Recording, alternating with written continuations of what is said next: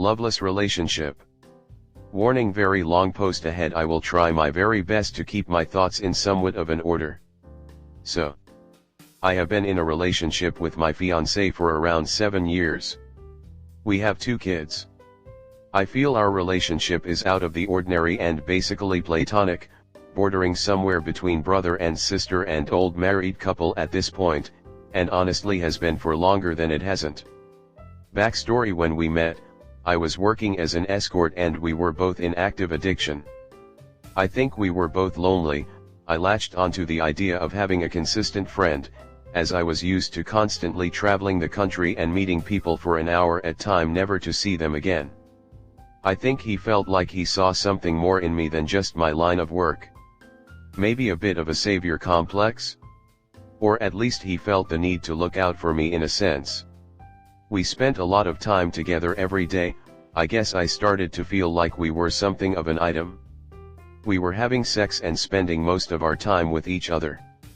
A couple of months in, I ended up pregnant. I went to Planned Parenthood as soon as I found out. Turns out I was around 17 weeks along. My drug of choice was meth. I couldn't even remember the last time I had a period, and it was not at all obvious physically that I was pregnant. I was emaciated, surviving off of Haribo gummy bears and yellow Red Bulls. I decided an abortion was the right thing to do. I couldn't fathom the harm I had probably already caused that fetus. I was fully confident in my decision, but it was still extremely traumatic for me because I was so far along. It was a 2-day process, painful and just so sad. I had been staying in hotel rooms prior to the abortion, but stayed at his house with him during and after. Over time I stopped working, and lived with him full time. Our days basically revolved around picking up drugs / using them, hanging out, nothing really. At this point I'm not making money, I'm relying on him for everything. We had different drugs of choice, so my needs always came last in that department. I was often left at home with nothing to get me through the day, no concrete answers from him as to when he would pick up or get home, and we fought a lot. But I was dependent on him, and also felt like we were in some sort of relationship. I found things on his computer and phone several times that to me felt like cheating, but he always made sure to reassure me that he was not my boyfriend and therefore was doing nothing wrong. I wanted to leave many times, but didn't really have anywhere to go, and of course he wanted me to stay. Anyways, about a year after the abortion, I found out I was pregnant again. This time I caught it much earlier, around 4 to 5 weeks. I knew in my heart I could not handle another abortion. We argued about this a lot. He really wanted me to terminate, for the same reasons as the first time. I went to Planned Parenthood an absolute wreck. I looked like a crazy person. They knew I didn't want to get an abortion. They had me talk to the doctor a lot. She assured me that if I were to stop using immediately, the baby would be completely fine. At that point my mind was made up. I had no plan, but I didn't care. I couldn't do it again. He basically had to accept his fate and come to terms with the fact that he was gonna be a dad. We were extremely toxic while using, but we've always both been pretty decent, kind, honest people, so being a deadbeat dad was never an option for him. I stopped using meth that same day. I slept for the better part of a week, and ate more food than I had in probably a year. He continued using, not in secret but not around me or in the house. A couple of months later he goes to rehab for 3 months or so, getting out about a month before I was due. By some miracle we have been clean ever since. Things were going well for a while, playing house, living mostly normal vanilla lives. We did argue a lot as first-time parents, but I've heard that's normal.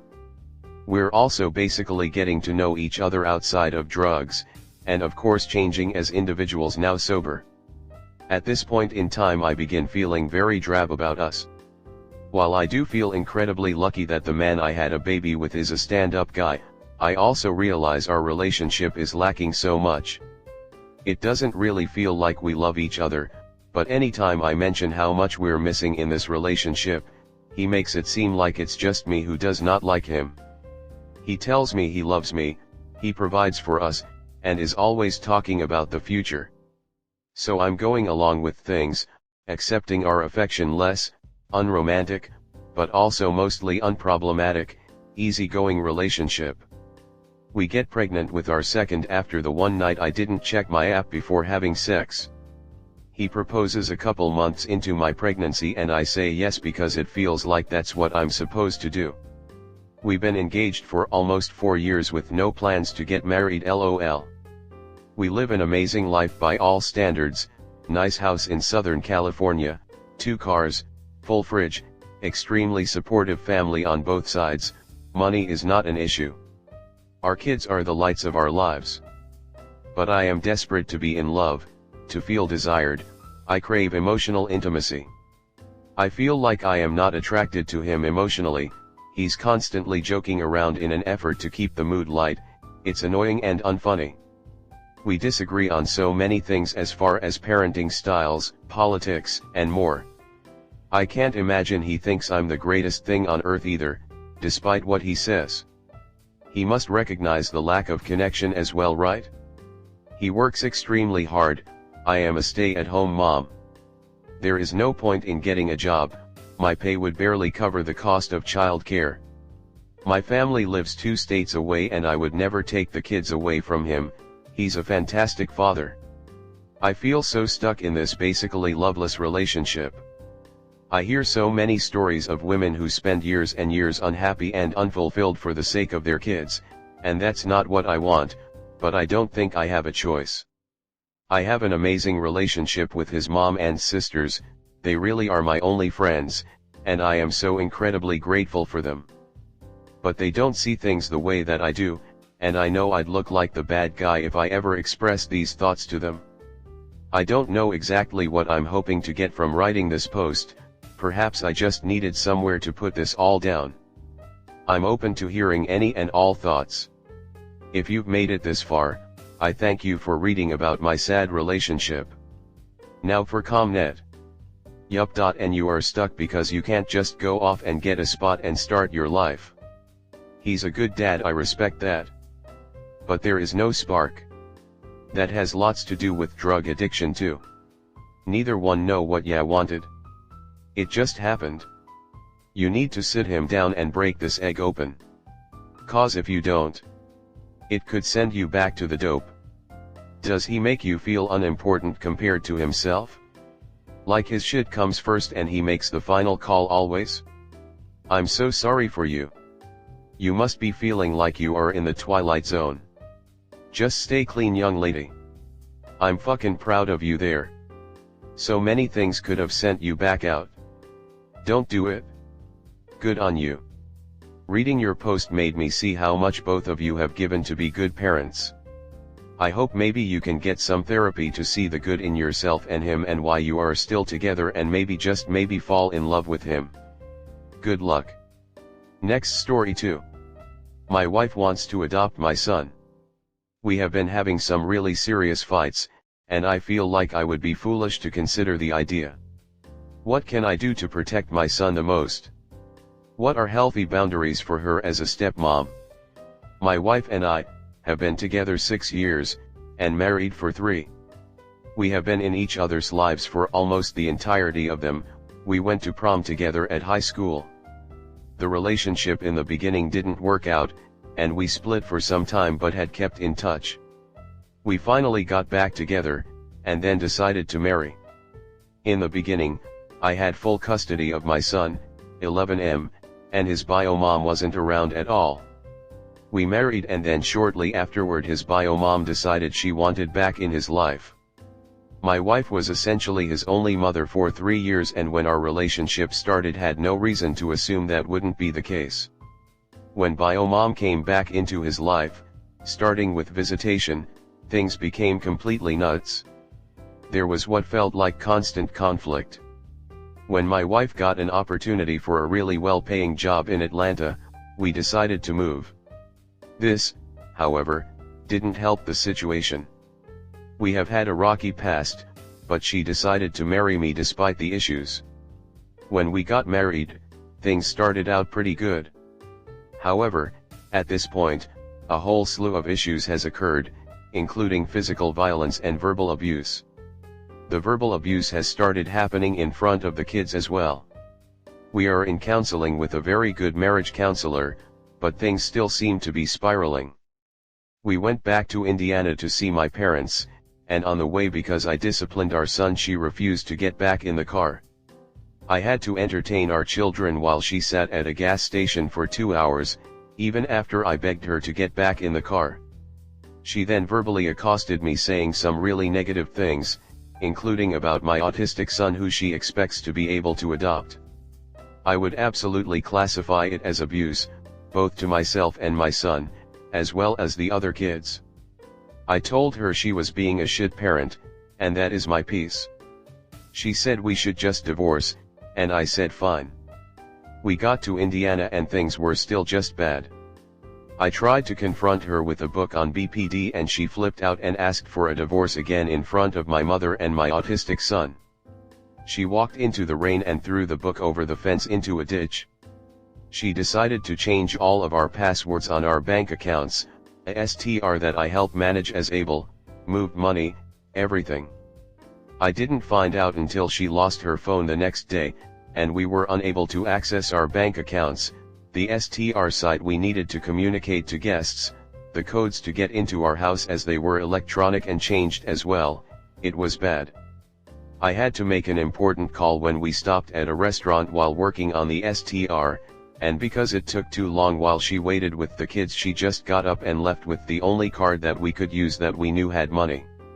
I worried if she was going to come back so I could pay. The next day, she decided she wanted to take our youngest, 10 Mos F, to the doctor because of a running illness. I told her I would take her, and we got into an argument. She stormed out and I loaded her into the car. I told her she should take our son, 3M, to the doctor too as he was feeling ill as well. I went inside and prepared a bag for everyone with snacks and got our son ready. In the interim, she called the police and told them I was refusing to let her take our daughter to the hospital. She turned my phone off and hid it. She left with me having no way to contact her. When she came back, I got a hold of her phone in the car and was able to call the police to inform them of false allegations. Shortly after this, she told my mother that we are not supported and that we are leaving that day, well before we planned. My mother said fine, and she expects her gone when she said we would. I immediately apologized and they forgave me. She did not. We stayed at a pretty bad hotel and had to transfer a bunch of stuff we had no room for to take care of the STR. The house is in her name, and because she mentioned divorce I said she should do it. I went to sleep and at 12:45 a.m. she woke me up and called me a liar because I told her I was kicked out too, when they had already forgiven me and I just wanted to protect her feelings. She said she wanted a divorce and she was going to take the kids and I would never see them again. She said there are already police reports on me. Similar situations like this have continued and it has only been about a month since the situations I am describing. She yells when I spend time with my mother and said I can't borrow a car from them and can't stay at their house when I went back home for an important court date with my ex. She said she wasn't supported when I just went to visit my mom. Now, because of court with my ex, if things go my way and she loses parenting rights, she wants me to let her adopt our son that I had outside of our marriage. I feel like that would be nuts, as she has already said she plans to just bounce and I never see the kids again. She disagrees. She says I expect too much of her as a stepmom, and I say that she married me knowing I was all he had, and he considers her his mother and would be crushed if she continues to diminish the relationship and say she won't be his real mother if she can't adopt him. Now for ComNet. Divorce. This woman is unhinged. You need to start documenting her behavior so you can more easily disprove any claims she may make. If the police were informed it was a false report, was she confronted for calling in a false emergency? I'd assume there'd be documentation of a flay's call out of spite. You need to move money as well and start considering your assets before this whole thing starts. Talk with a professional. She's not getting full custody. You need to speak with an attorney who specializes in family law. Family law is one of those that quite often offer free or reduced fee clinics because they truly want to help people. If things are as you described, definitely do not legally bind your other child to her. If you want to not hurt her feelings when you tell her absolutely no, you can tell her that the current trend for the best psychologically for the child is to allow the child to wait until 16 or 18 to decide if they want to. An 11-year-old is old enough, they should definitely have a major say in something like that because it affects them. But 11 years old is also young enough that they are easier to manipulate, so the 11-year-old should never be asked in front of stepmom. And your kid should feel safe that stepmom will never find out what they said, good or bad, so there won't be any pressure for them to try to please her by giving in. Children do not full grasp adult mentality and they will think that their choices can fix or destroy things. Never make them feel that pressure. You need a quality attorney ASAP. Thank you everyone for helping me wrap my head around this. I really feel insane often. I was medically discharged from the Navy and have worked really hard to heal, and she has been a huge part of that. I also have known her since sophomore year of high school, but we didn't get back together until 2017. We have lived through some serious trauma when we watched our daughter die in 2019, she was 7 days old. This is why I really feel like with counseling we can try and get through this, but she has gotten really, well, like I have said above, especially in this last year. I don't believe/like to think that this is one of those, she is an abusive spouse and will keep leading me on. I am absolutely not a saint myself. Again, I really appreciate everyone weighing in on this situation. I won't be able to comment much, as I don't want her finding out about this thread and getting really upset again. I just want to figure things out. To quote a licensed social worker, a wounded inner child will refuse to give up on a bad relationship's potential, so it is understandable why you keep trying to hold on. In the toxic family, we are told to be the better person, with someone who refuses to be a better person. If protecting yourself from emotional abuse is seen as selfish, then embrace being wholeheartedly and unapologetically 100% selfish. Be selfish for your kids because they don't have the ability to stand up to her. How bad it was won't hit home until you hear a safe person's reaction to your story. In the toxic family system, honesty is often weaponized. Let's stop giving ourselves away to the lowest bidder, but more importantly the damage she is doing psychologically to your kids will make healthy relationships harder for them for the rest of their lives. On YouTube you need to check out Patrick Tihanlix and Dr. Ramani. Dr. Ramani has lots of advice for how you can deal with things, and she gives advice for how to handle court proceedings with people like your wife. And I gave you Patrick Tihan's name because you need to understand the effects that this relationship is having on your children. Both of them, if you want to help them, you will pay attention to what Patrick says. A gaslit child will become an adult who doesn't trust their own compass. We don't attract abusive people. We grew up without anyone being concerned or aware of our safety. By not putting a stop to her abuse of your children, you are subconsciously showing them that their safety is not a priority. Children who grow up in abuse will hide problems, abusers, needing help. Abused children can feel intense shame about being a member of a toxic family, when in reality, they are stuck in a system that they didn't get to choose. How you tried to be loved as a child is most likely your stuck place in the present. Having to wait for the safer parent to come home can greatly impact our relationships in adulthood. When a child is not the center of someone's world in a good enough way, then they will try to find a home with anyone who will take them, and that is part of how they keep ending up in abusive relationships. When children are not allowed to hate being abused, they will start to hate themselves. You can be abandoned every day and still be home every time she abuses him, mentally or physically. By not putting a stop to it, in the child's subconscious psyche they have been abandoned by you. My mom was abusive and my dad didn't stop it. I hold more resentment towards my dad than I do my mom, because he stood by and let a damaged person abuse us and didn't protect us. All three of us kids are more understanding and have longer fuses with mom than with dad. Not on purpose, not to be mean to him. but the less safe parent is broken and for whatever reason doesn't control themselves, but the safer parent should have known that it was wrong for a child to have to go through this stuff, and the safer parent had the ability to step in and protect the children. The safe parent had the ability to leave, had the ability to reach out for help from family/friends/ many of the social services available, and knew that logically the kids should have been safer. You need to ask yourself now, how much do your children truly matter to you? Not trying to be mean or harsh, talk to psychologists.